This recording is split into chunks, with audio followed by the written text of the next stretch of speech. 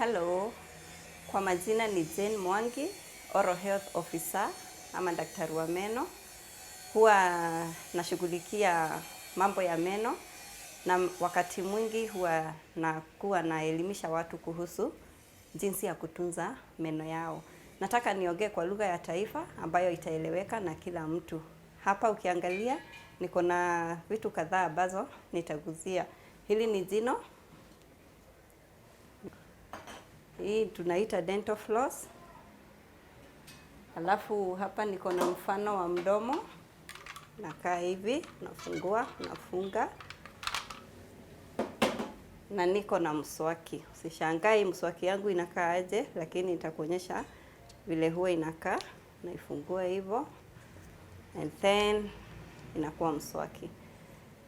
Nitaanza na afya ya mdomo. Afya ya mdomo ni muhimu sana kwa maisha ya binadamu.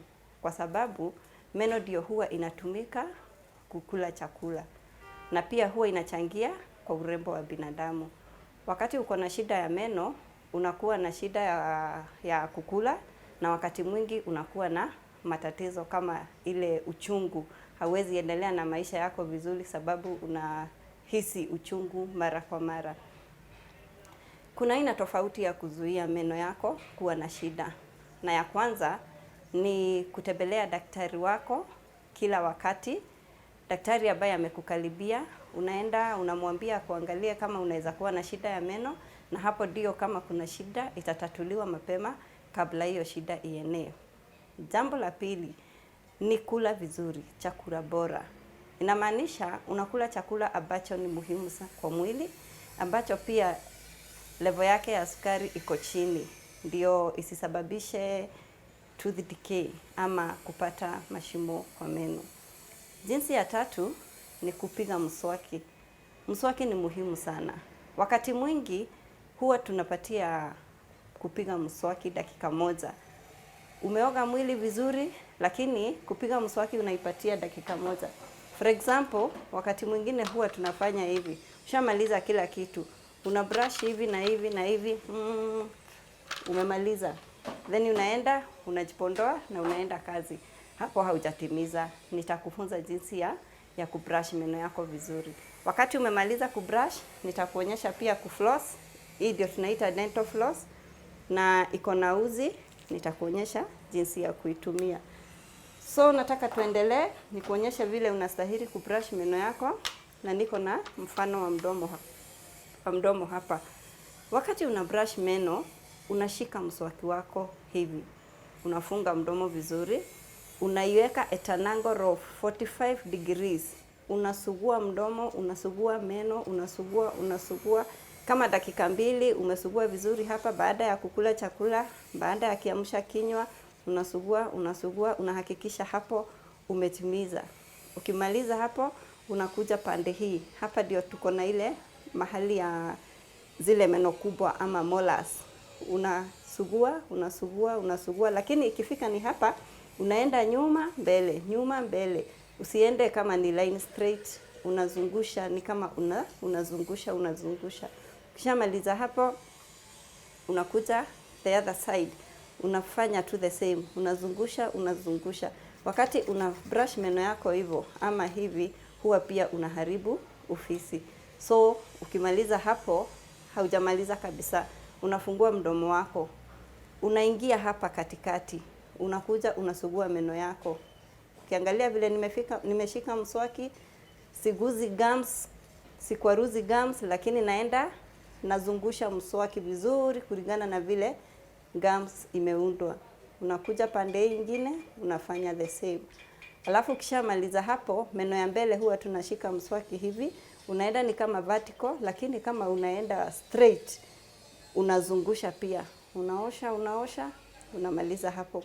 Ukishamaliza hapo, unakuja pande ya juu, unasugua hapo, unasugua vizuri. Halafu pande nyingine pia unasugua na unahakikisha umeguza kila jino. Pande hii nyingine ya meno ya mbele huwa unashika hivyo, unasugua. Meaning ushasugua meno yako 32. Hakuna jino hata moja umebakisha.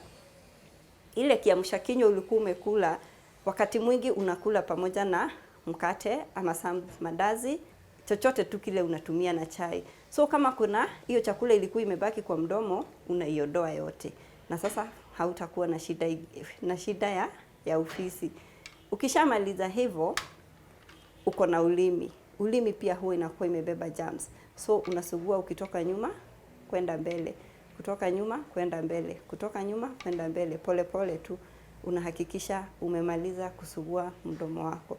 Nimetumia kama dakika 5 kusugua mdomo wangu, na nikimaliza hayo naenda, kama kuna kazi nilikuwa nimebakisha, naenda namaliza kujipondoa, alafu naenda kazi. Katikati ya meno pia narudi kwa model.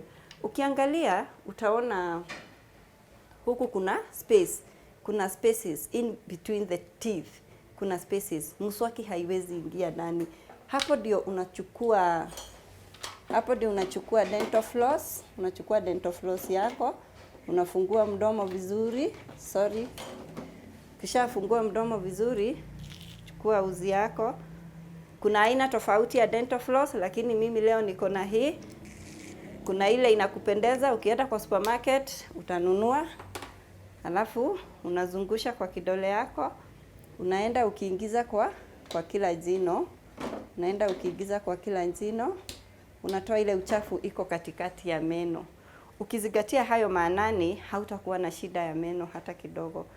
Wakati mwingine tunafikiria tumesugua ama tumepiga mswaki 100%. Hakuna ambaye anaweza kusugua meno yake 100%. Kwa hivyo ningekuomba pia unaenda kwa daktari wa meno, unamwambia ningetaka unioshe meno, ndio ile uchafu kidogo ilibaki inaisha. Ukizingatia hayo, hautakuwa na shida hata moja ya meno.